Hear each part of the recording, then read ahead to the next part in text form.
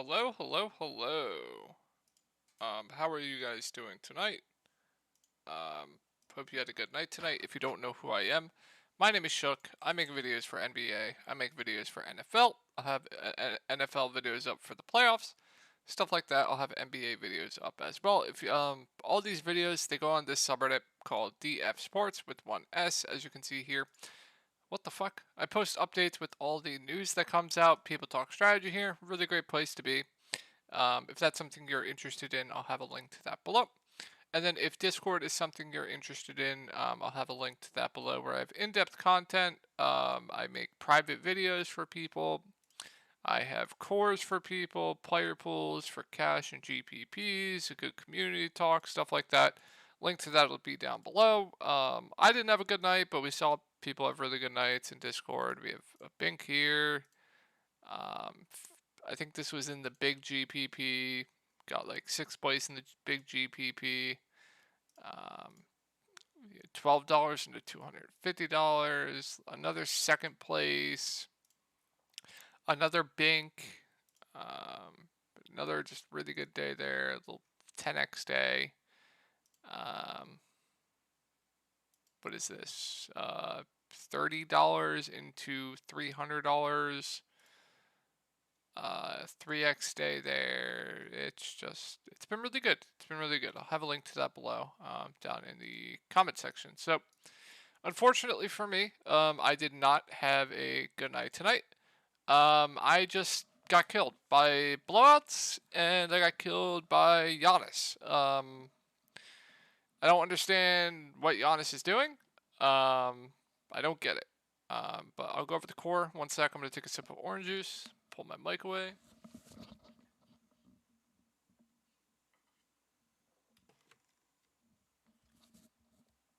One sec, guys. I don't understand what Giannis is doing. Like, I really don't understand it. He had that 12 fantasy point game the other day. You have a good spot, not a good spot, but like a good narrative spot in MSG. Like, you have Drew getting a massive foul trouble, so he has just the team to himself. Like, I don't understand it, man. And then I wasted Jalen Brunson's 60 bomb at 9% ownership. Jalen Brunson was 9% owned today. I thought he was one of the best plays on the slate. 9% owned. You had Robert Williams, who I thought was one of the best value plays on the slate, 22% owned. And the people go unpunished. You had Tyus Jones, the best play on the slate. 40% of the field faded Tyus Jones tonight. Whatever is going on in NBA, keep it coming. If I lose, it's my own fault because the shit I'm seeing today, it's just there's a massive edge in NBA still. Just a massive edge. So, as you can see, I went to Brunson, Brogdon. He was just fine, just a little bit underwhelming. Only 3 assists too, which hurt. Doug McDermott had like 13 fantasy points in the first quarter and then just kind of slowed down. A little unfortunate, but he reached value, reached more than value. Giannis, like I said, was just terrible. Robert Williams was just fine. Tyus Jones smashed. Wenyen Gabriel smashed. Reached over value, and then just massive blowout for De'Aaron Fox.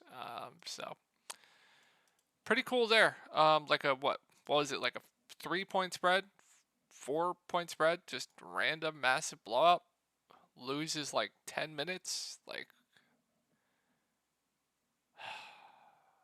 so skip forward if you don't want to hear this, to get to the breakdown. I just want to go over what my strategy was tonight. So I told everyone in Discord I gave them an optimal core. And the optimal core was to play Lakers. I told them, play Schroeder, play Westbrook, play Jokic. Um, Told them to do that. And then I told them I'm going to be fading the Lakers, hoping for a blowout. The Lakers, of course, keep it close, obviously, and they were all busting. They were all like mega busting, and then Russell Westbrook just like took over that second half. Just absolutely went for like I don't know, like 35 fantasy points in the second half. Just absolutely insane.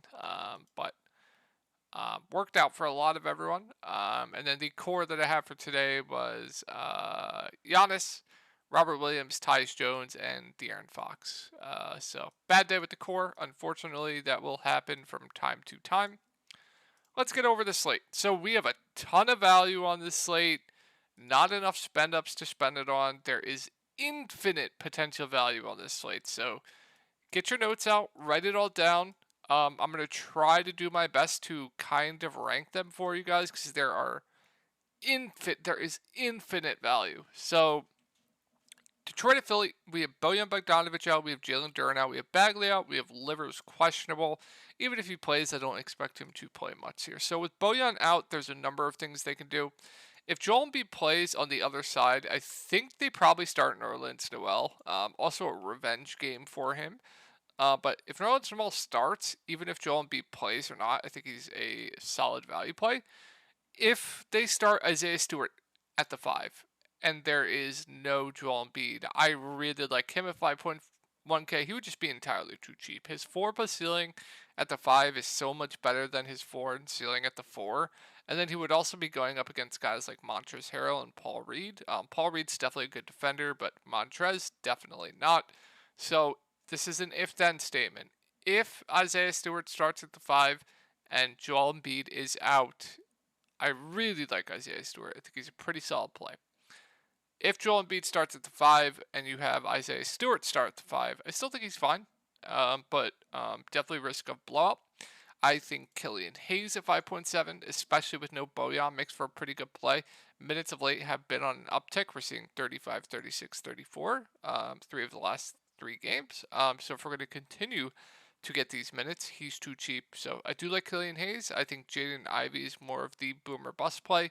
Minutes have been all over the place. Definitely does have a higher ceiling when he's hitting his shots than Killian, but definitely a lower floor. But I like both the guards. Already mentioned the Isaiah Stewart situation. Alec Burks, minutes kind of all over the place. I think there will be definitely much better value on this slate. Saddiq Bey, I made him a core play on the early slate. He goes for 8 fantasy points in 29 minutes. But if he starts again, especially with no Bojan, I would think he would have to play pretty big minutes here. I think he'd be solid. And then with no Bojan, you're probably going to see more minutes for guys like Diallo. Diallo, Corey Joseph, those guys are playable. I definitely do prefer Diallo to Kojo. Some things to like here, definitely on Detroit. So good matchup here for Philly. We'll go over it both ways. If Joel Embiid's in, it's just Joel Embiid at the top for me. Ranking him at 2 other spend ups, there aren't many spend ups. Like I think Luka would be the best spend up if he plays, even in a tough matchup. Steph just fine. I like Siakam. I like LaMelo, but they're in tough spots. Siakam isn't, but LaMelo is. But yeah, there's going to be infinite value on the slate, I think, pending some news. So Joel Embiid looks good if he plays. Phenomenal spot. I think he's just going to just absolutely bully everyone here. I'd probably be off everyone else, though, if Joel Embiid plays. We also have PJ Tucker, I think, back. Yeah, he is probable. So if Joel Embiid is out, we're going to have to monitor the starting lineup. But, James Harden's going to look really good as a spend up. Went for 57 fantasy points in 28 minutes. Just that's the type of ceiling he has with no Joel Embiid. He has one of the higher usage rates in the league. His floor is massive. His ceiling is massive. So would like Harden a lot if Joel Embiid's out. Maxey, Tobias Harris, just still more contrarian plays for me, but they also get a usage bump. They would be perfectly fine. And then we got to monitor the situation. So with PJ Tucker back, last time this situation happened, they started PJ Tucker at the 5. Paul Reed got a DNP that game, and then you had Montrezl Harrell play the backup 5. So if they do that, I would still have interest in Montrezl Harrell. I would not play Paul Reed, and then I wouldn't play PJ Tucker. But if they start Montrez at the 5, I think he's a pretty good value play, good point per minute guy, a guy that can do, pretty much all of it, decent score, good rebounder. So if he starts at the 5, I do like Montrezl Harrell, and then I think Paul Reed would be a viable value play, but definitely a lot riskier with PJ Tucker back. So That's my Sixers breakdown. Let's move on to OKC. So not much here. Tough matchup. So SGA just in play for GPPs. Miami plays slow. They play really good defense. So I think his ceiling's a little bit capped here, but he's always in play. He's matchup proof. So fine tournament play, and then I'm not going to get to anyone else. I think that's pretty much it. Like, why are we back with the Miami questionable tags? Why? I thought we were done with this shit. I thought we were done with it. Thought we were done with it, man. But we have Kyle Lowry out, we have Caleb Martin out, we have Duncan Robinson out, we have Jovic out. Obviously, your 7 isn't with the team, so. And we have Bam Adebayo questionable. We have Tyler Harrow questionable. So if everyone is in, I think Gabe Vincent, regardless, is a pretty good value play. Whether he starts or comes off the bench, I'd expect him to play over 20 minutes. Decent point per minute guy. So like Gabe Vincent regardless. And then like everyone here would just be like contrarian plays for me. Like a really good spot. So like Butler, Bam would be fine contrarian plays.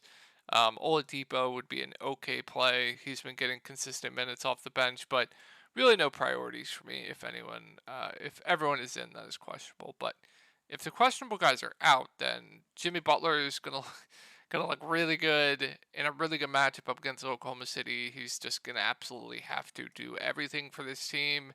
You're gonna get more run for Oladipo. He'd be a solid play. Gabe Vincent would become one of the better value plays on the slate. He would look really good for value. Whoever starts at the 5, I would like quite a bit for value.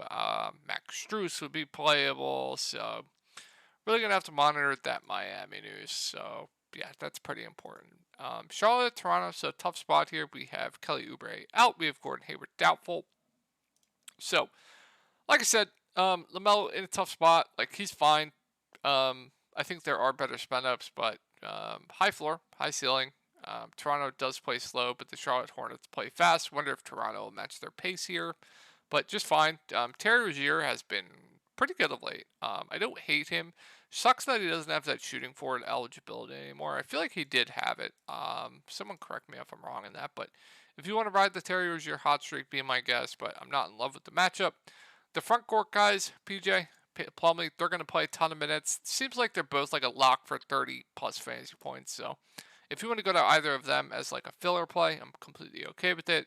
Not going to run out of my way to play either. Jalen's probably going to start with no Gordon Hayward. He's just like there for me.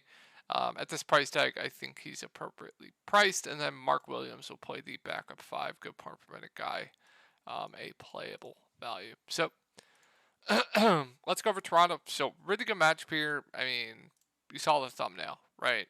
I'm ready to lose more money with Pascal Siakam tomorrow. I'm ready. I'm ready to lose money. I'm just so ready. You know, there was this stretch where I played him for like 5 straight games and he busted. Like here, I think it was, I forget where it was. It was like here. I played him 5 straight times, and then he went on this like 70 fantasy point stretch, like ridiculous, but phenomenal spot. You know, bigs against Charlotte. Been taking advantage of it all season long. Just this is a spot where you could see like a 30, 40 point triple double for Siakam. So I do like Siakam. I think Fred VanVleet's completely fine. I do prefer Siakam though. OG Barnes, nothing more than contrarian plays. They're just the most frustrating rosters. Every time I play OG, it's a Scotty Barnes game. Every time I play Scotty, it's an OG game. So, fuck those guys. Gary Trent's playing huge minutes right now. If we're going to continue to get 40 plus minutes, I do believe Charlotte gives up a bunch of threes. I could be wrong. It could be the opposite. They might not give up a bunch of threes. Could be the opposite, but I think they do give up a decent amount of threes. So if you want to ride the Trent streak, go for it. And then they're running such a tight rotation, it's really hard to get to anyone off the bench. So let's go over Cleveland. So it's a really good matchup here. Like Mitchell Garland, I think are priced appropriately. I think Garland's too cheap actually at 7.7K. So like Garland in a good matchup against Utah, I think he is pretty solid actually. And I kind of like the bigs here. Jared Allen, phenomenal spot going up against Utah. Utah has been absolutely trash against bigs. The price went down, so sign me up for some Jared Allen tomorrow. There's a lot of good center plays on this slate, so you're going to have to make some tough calls, but Like both the bigs here for Cleveland. We do have Garland and Mitchell healthy, so Levert is overpriced, Kevin Love's overpriced, and then the value is completely out of play for me. So Utah's pretty easy to talk about. I have no interest in anyone here. I think Markkanen's overpriced. I think Clarkson's overpriced. I think Conley's overpriced. I think Vanderbilt's overpriced. I think Malik Beasley, really hard to get to with his minutes up and down. We do have Kelly Olynyk out, so I think Walker Kessler will probably start at the 5. I expect, close to 30 minutes from him. Really good point per minute guy. I think he's definitely my favorite play on the Utah. Pretty good value play in my opinion. So definitely like some Walker Kessler, but that's really about it. And then what the fuck is this? What is this? You're telling me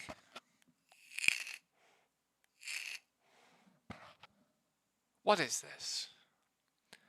Buck out, Paul out, Johnson out, Payne out, Crowder out, Ayton questionable, Shaman questionable, Craig questionable. What the fuck? I thought we were done with this. We'll go over it both ways. If they're all in, let's take a look at the rotation, actually, because it's the same situation that it was last game. They started Shaman at the point. Yeah, they started Shaman at the point. They started Craig. They started Ayton. They started Bridges. And then they started Sarge, I want to say. Where's Phoenix? I think they started Sarge. Yeah, they did. So you had Sarge play 26 minutes. You had Dwayne play 25 off the bench. You had Bridges play close to 40. You had Ayton play 29. I feel like this game was a blowout, though. I'll check in a second. But if everyone is in, yeah, it was a blowout. If everyone is in, so like Ayton's gonna have to do everything for the team. I would have some interest there in a good matchup. Bridges is gonna have to play all the minutes he can handle. He would be in play, but my God, there's definite blowout risk here, especially if Steph Curry plays. Landry Shamet, if he starts at the point, would be a pretty good play at 5K. Dwayne Washington, regardless if everyone's in or out, I think is a really good value. Really, really productive guy. I think he gets like 25 minutes again. Guy that can stuff the stat sheet. Really good value, regardless of what happens. Damian Lee's probably going to have to play over 20 minutes. He would be in play. So, Darius Saric, if he starts again, playable value. Now let's go over it if they are allowed. So, if they're allowed, I think they're going to have 8 or 9 active bodies. Let's count it together. So, British 1, Washington 2, Damian Lee 3, Darius Saric 4, Jock Landale 5, Bismack Biyombo 6, Josh Okogie 7, Ish Wainwright 8. And I don't think Ish Wainwright's going to play a bunch of minutes. So they're basically going to run a 7-man rotation. Because I don't think they'll play Ish much, but I think they'll play Okogie a little bit more. So, alright. If you think this game stays close, then Bridges going to look like a very good play in the mid-range. But let's go to the value. So even if this game stays close or not, they're going to have to play the value. There's 8 bodies. 5 of those 8 have to be on the court at all times, so they're all going to get blown up, no matter if the game stays close or not. Firstly, Dwayne Washington would be the best play on the slate at 4.2K. He would look absolutely phenomenal. Damian Lee would look really good, like really, really good. The bigs probably split the center minutes. Both will be very good value plays. Josh Okogie probably going to have to play a ton of minutes. He's, I think, a pretty good point per minute guy. He would be a very good value play. Ish Wainwright would be in play. Like, it would just be broken. It would be just load up on value. It would just be dumb. It would be stupid. So,